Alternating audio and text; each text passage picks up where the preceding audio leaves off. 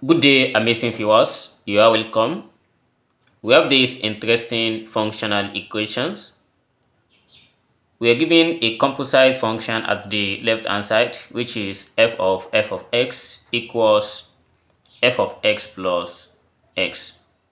But before I solve this question, you can pause this video and give it a try. First is, I need to get f of x. Suppose I let f of x to be equals, let's say, mx. And why is f of x equals mx? There are many reasons to this. One of it is this equation itself is an homogeneous, because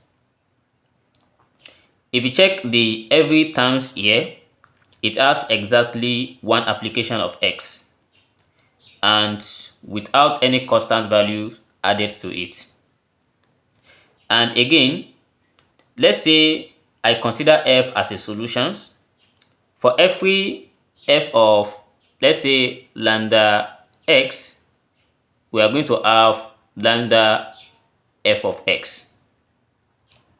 And this defines that this is an homogeneous of degree 1, and which means a linearity. That is why having f of x equals to mx is considered as the initial guess. And another way we can consider f of x as mx is f has to be injective, that is 1 to 1. And suppose that if I let f of a to be equals f of b, then introducing f to both sides, we have f of a, this equals f of b. And by the questions given, f of a is just like f of a plus a. F of b is like f of b plus b. And by this condition, if f of a equals to f of b, definitely both of these eliminate each other and we have a equals b.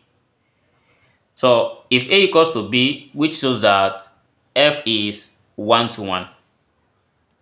But note that having f of x equals mx, it does not alone determine that this is a linearity, but what it does is it immediately simplifies and it gives the general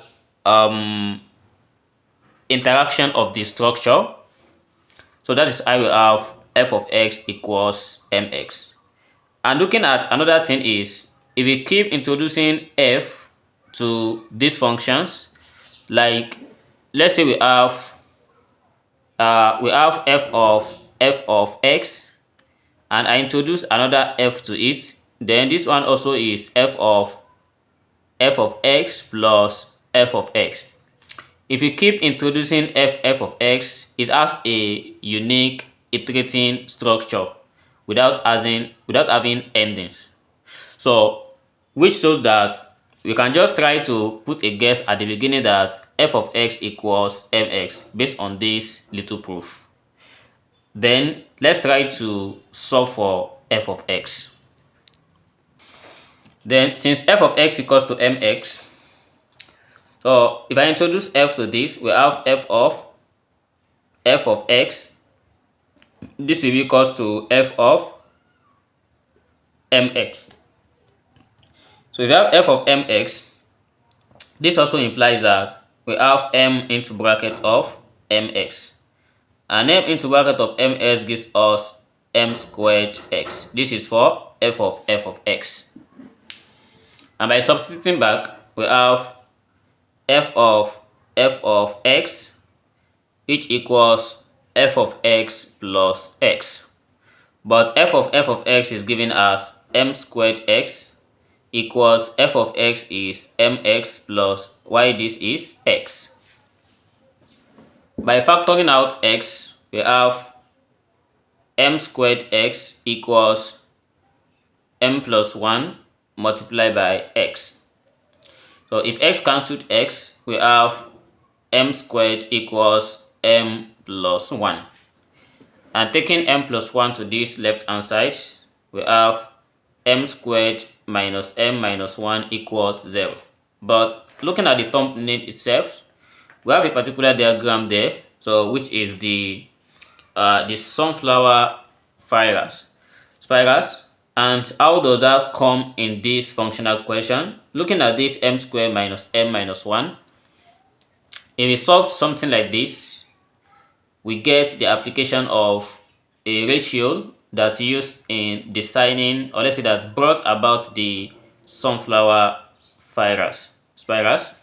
Then solving this one alone, we are going to have a equals 1, we have b equals minus 1, and we have c equals minus 1.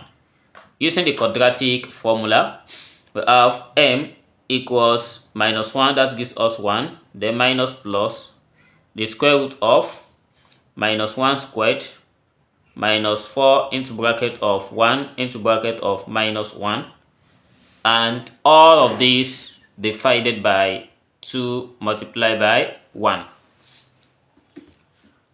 So for all these things up, it gives us 5. Then we have m equals 1 minus plus square root of 5 divided by 2. There are two things we got here. Either we have m equals 1 plus root 5 divided by 2, or we have m equals 1 minus root 5 divided by 2. But 1 plus root 5 divided by 2 is given as 5, and 1 minus root 5 divided by 2, that's just like the conjugate of it. So we also have it as 5, but let me put cap to show that it is conjugate. Why this 5 is given as 1.61, we have 618, and for this it gives us negative fraction of it, which is minus 0.618. Then this is like the golden ratios which brought about the diagrams shown in the thumbnail, the design of it. It does not only limited to that. So the Fibonacci sequence is also as a result of this, and the pentagon diagonals is also as a result of this, and many numbers like that.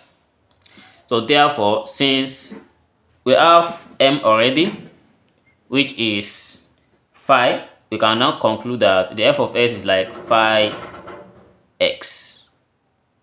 So this is the solution that satisfies this problem. Thanks for watching, and see you in the next video. Never stop learning. Bye bye.